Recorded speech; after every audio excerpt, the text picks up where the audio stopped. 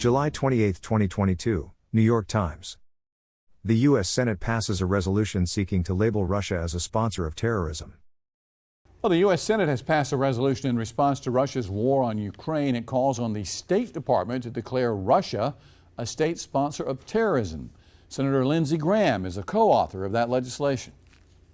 What does it mean? It means doing business with Russia with that designation gets to be exceedingly hard.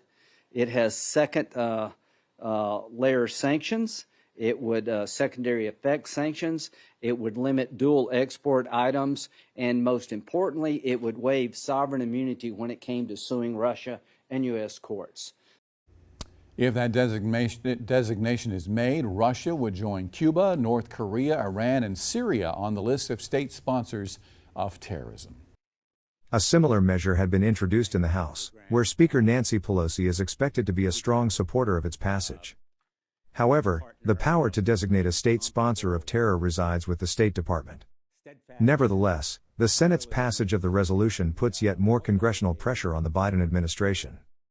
To add Russia to a list of state sponsors of terrorism that includes Cuba, North Korea, Iran, and Syria. Congress has approved more than $50 billion in aid to Ukraine. The next day, the New York Times reported Secretary of State Blinken's reaction. Blinken resists push to label Russia a terrorist state.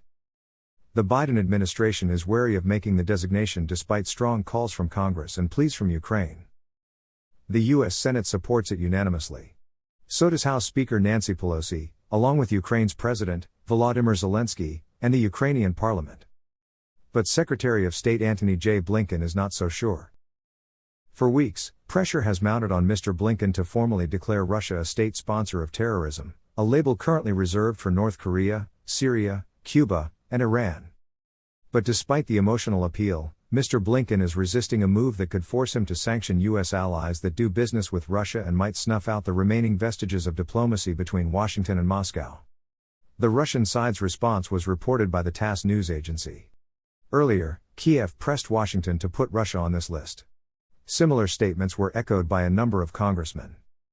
Russian Foreign Ministry spokeswoman Maria Zakharova earlier castigated Washington over its idiotic gamble to brand Russia as a sponsor of terrorism, and warned that this move won't go unanswered.